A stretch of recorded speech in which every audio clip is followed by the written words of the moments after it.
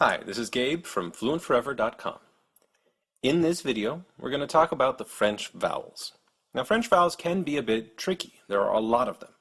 But the better your ears get, the simpler they'll be to keep track of, and the better you'll produce them. My main goal in this video is for you to get familiar with the IPA symbols for these vowels, and then get a rough sense of how these sounds fit into your mouth. We'll be talking a little bit about tongue placement, so just to give you a rough sense of that, we're going to try this. Compare e, and a in English, as in seat, set, and sat. You'll notice your tongue starts up high, e, then goes to the middle of your mouth, and then goes down to a. So your tongue can go up and down. It can also go forward and back. Compare as in bet and as in but. Your tongue goes forward for and then pulls back for bet, but. If you'd like a much more in-depth discussion about vowel formation, check out some of the videos linked below. But for the beginning, that's about all you need. With that out of the way, let's get to some French. We'll start with three vowels you're relatively familiar with. E, and U. The only thing really new here are the symbols. Uses this big curly E symbol. It's effectively the same vowel you'd use in English words like red and elephant, and it shows up in French in words like crème and fête. E uses a lowercase I in IPA. It shows up in English words like see and flee, and in French words like idiot and ni. U is a lowercase u in IPA. It should sound relatively familiar as in English's shoe or sue. Just be careful with it. In most accents of English, we actually start words like shoe with a different vowel. The same vowel as in foot. So we go foot, shoe, shoe. In French, they go straight to U.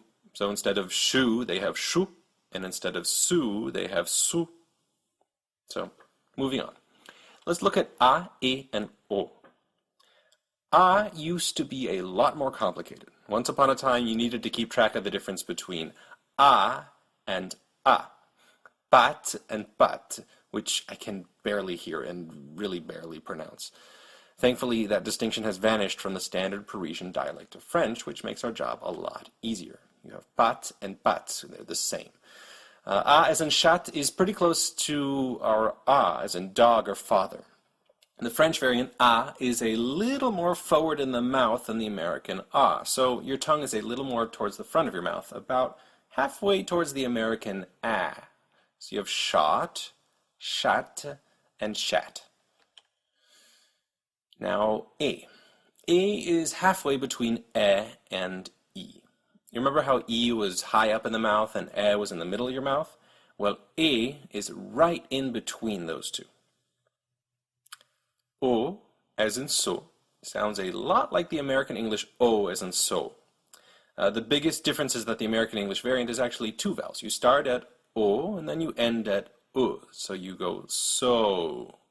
The French version stays put. There's no U at the end. So to compare them, you have so in French versus so in English. So, so. Now come a bunch of rounded vowels. Now, French makes extra vowels by taking a tongue position you already know, say E, with your tongue all the way up and in the front, and then rounding the lips without moving the tongue. So if you take E as in C and round your lips without moving your tongue at all, your tongue should stay all the way up in the front, as high as it can go, E.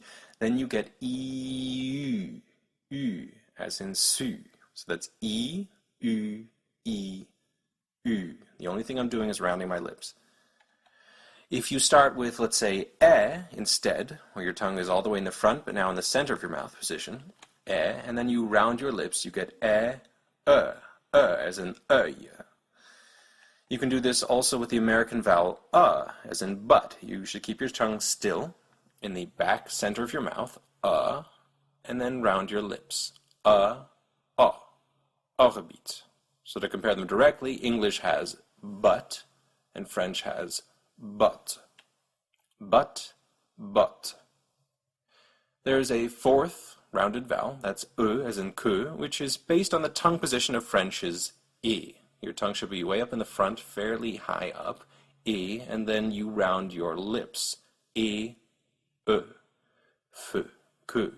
Occasionally you'll see another vowel symbol, a schwa, it's an upside down E, but this is basically the exact same sound as our last vowel, It's just that it's usually in syllables that are so unaccented and fast that you can barely hear what vowel they're saying at all. Que and pelouse, but really, they're the same vowel.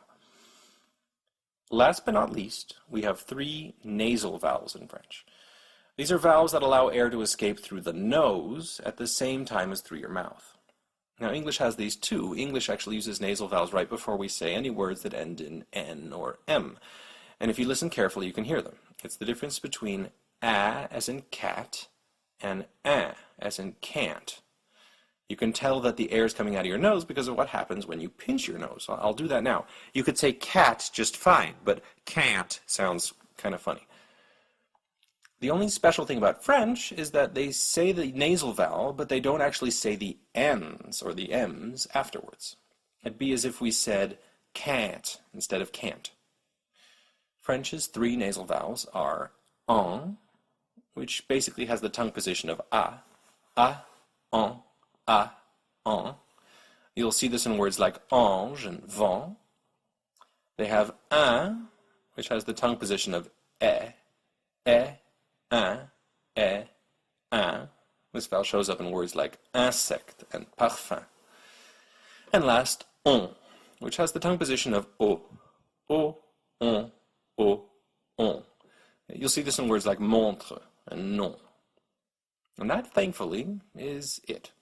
To quickly review, you have 3 relatively familiar vowels, e as in crème, I as in idiot, ou as in chou.